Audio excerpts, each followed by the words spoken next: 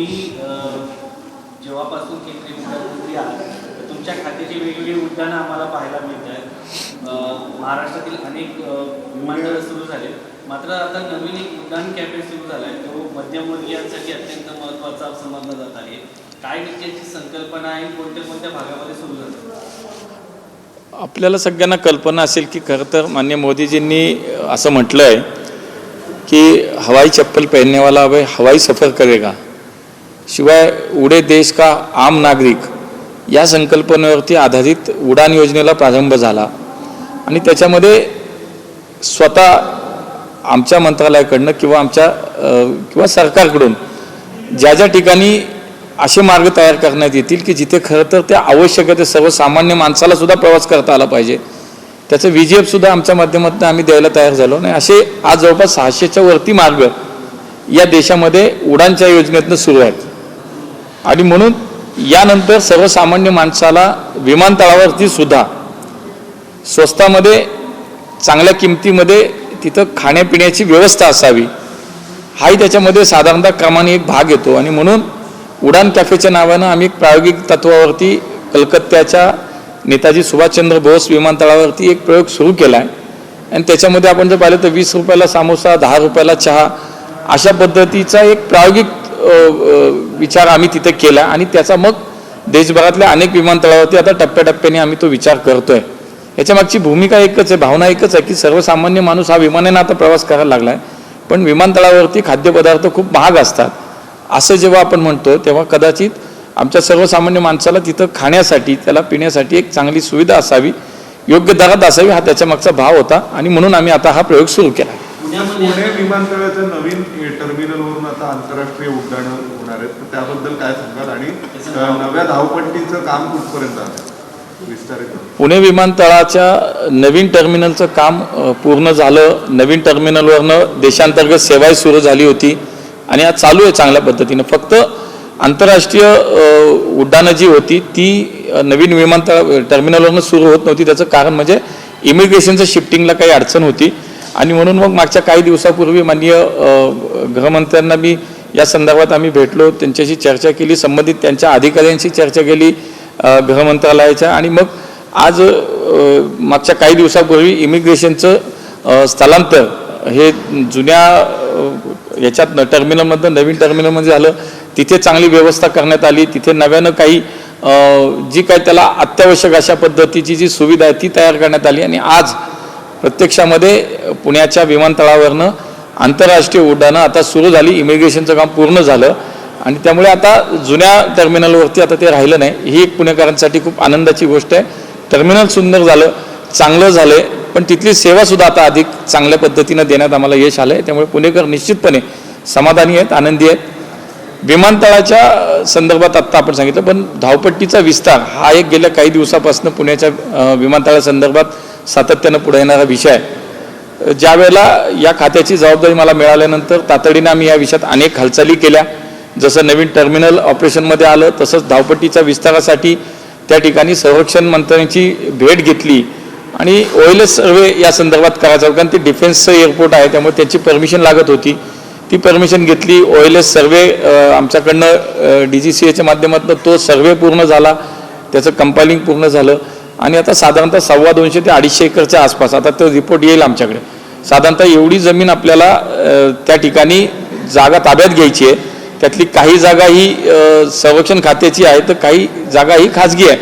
आणि पण ही राज्य सरकारच्या माध्यमातून आमच्या ताब्यात येणार आहे। माननीय मुख्यमंत्री देवेंद्रजींशी या संदर्भात आमचं मागच्या आठवड्यात बोलणं झालं आणि देवेंद्रजी सुद्धा आता भूसंपादनाच्या विषयात या राज्याचे मुख्यमंत्री म्हणून तात्काळ पुढच्या आठवड्यात त्याची बैठकही होती आहे। आणि मग आता याचं सूत्र अगोदर ठरलेलं आहे की हे भूसंपादन करत असताना साधारणतः 60% रक्कम ही याच्यामध्ये राज्य सरकारच्या माध्यमातून दिली जाईल, 10% रक्कम PCMC, 20% PMC, 10% PCMC आणि 10% PMRD अशा पद्धतीनं भूसंपादनाचा खर्च हा मोबदला दिला जाणार आहे। आणि त्यामुळे आता पुण्याच्या धावपट्टीचं विस्तारीकरण हे सुद्धा अगदी दृष्टिक्षेपात आले। पुढच्या काही दिवसातच प्रत्यक्षात भूसंपादनाला सुरुवात होईल आणि पुणेकरांना पुण्यातून जगभरात कुठे प्रवास करता येईल हे लवकरच जी सुविधा आपल्याला द्यायची होती ती पुढच्या साधारणतः वर्ष दीड वर्षाच्या कालावधीमध्ये ती निश्चितपणे करता येईल. सर, आज काँग्रेसनी एक डेलिगेशन आलं होतं काँग्रेसचं दिल्लीमध्ये आणि त्यांनी आरोप केले होते निवडणूक आयोगाकडे जाऊन की महाराष्ट्राच्या निवडणुकांमध्ये खूप मोठ्या प्रमाणावर अचानक मतदार नोंदवण्यात आले, अनेक मतदार गहाळ करण्यात आले. त्यांनी 50,000चा आकडा 50 विधानसभा मतदारसंघांच्या बाबतीत सांगितला होता. मतदानाची टक्केवारी अचानक वाढवली. तर या सगळ्या बाबतीत जे आरोप केले होते त्याचं खंडनात 66 पानी उत्तर देऊन निवडणूक आयोगाने केलंय. तुम्ही कसं पाहता? मला असं वाटतं शेवटी ते सत्य आहे ते समोर येणारच होतं. निवडणूक आयोगानं जे सत्य आहे ते सगळ्यांच्या समोर आणले. निवडणुका जिंकल्या की सगळं चांगलं, निवडणुका हारल्या की मात्र सगळं वाईट आहे, अशाच भूमिकेतनं कायम काँग्रेस हे वागत आली.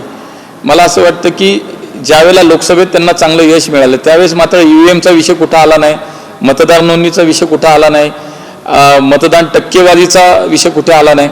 पण जशी विधानसभेची निवडणूक ते हारले, दुसऱ्या दिवसापासून त्यांची सवय आहे ती रडायला सुरुवात झाली आणि EVMवरती दोष द्यायला लागले. आता याच वेळेला जर तुम्हाला दुसऱ्या राज्यात सत्ता मिळते, तुमच्या बाय इलेक्शनमध्ये तुमच्या नेत्या निवडून पण येतात, तिथे मात्र काही तुम्ही बोलत नाही. पण महाराष्ट्रात मात्र निवडणूक तुम्ही हारलात म्हणजे तुम्ही EVMनी घोटाळा झाला, त्याच्यानंतर तुम्ही मतदान शेवटच्या टप्प्यात खूप झालं. साधारणतः बघा महाराष्ट्रात 288 विधानसभा आहेत आणि शेवटच्या 1 तासात हा कायमचा ट्रेंड आहे. शेवटच्या 1 तासात कुठे तुम्ही गेलात तरी मतदानाची टक्केवारी शेवटचा 1 तास असतो तेव्हा वाढतेच. 288 मतदारसंघाचा जर हिशोब केला तर तुम्ही तेवढं मतदान तर नेहमीच होतं. मला असं वाटतं की कुठून शंका येते, काय येते, मला असं वाटतं की वैफल्यग्रस्तातनं केलेले हे सगळे आरोप होते. आणि आज मतदार नोंदणी असेल, उशिरा शेवटच्या तासा 2 तासात झालेलं मतदान असेल, किंबहुना EVM असेल, या तिन्ही आक्षेपांवरती मला असं वाटतं की जनतेनेच अगोदर उत्तर दिले आणि आज निवडणूक आयोगाने त्याच्यामध्ये जे यांच्या सगळ्या आरोपाचं खंडन केलं. त्यामुळे आता तर त्यांच्याकडे काही राहिलंच नाही. मला असं वाटतं की हे सत्य कधी ना कधी बाहेर येणार होतं, ते आज आलं. साहेब, तुम्ही सध्या दिल्लीमधील मराठी लोकांच्या गाठीभेटी घेत आहे दिल्ली विधानसभा निवडणुकीच्या पार्श्वभूमीवरती. दिल्लीमध्ये साधारण 1% मराठी वर्ग आहे. आता त्या मराठी वर्गातून अशी मागणी होते की मुंबईमध्ये किंवा महाराष्ट्रामध्ये परप्रांतीयांना मराठी माणूस स्वीकारतो, तर दिल्लीमध्ये एखाद्या मराठी माणसाला सर्व राजकीय पक्षांनी असो, भाजप असो, काँग्रेस असो, आप असो, यांनी उमेदवारी देणं अपेक्षित आहे. या संदर्भात काही चाचपणी होऊ शकते का?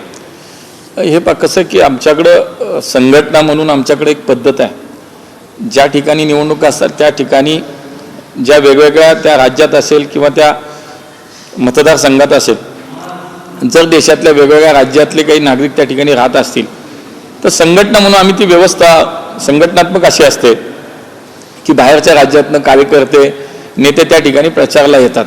त्याच्यामागे उद्देश हाच असतो की समजा उदाहरणार्थ यात आज दिल्लीमध्ये निवडणुका होत आहेत, मराठी माणसांची संख्यासुद्धा या दिल्लीमध्ये खूप मोठी आहे.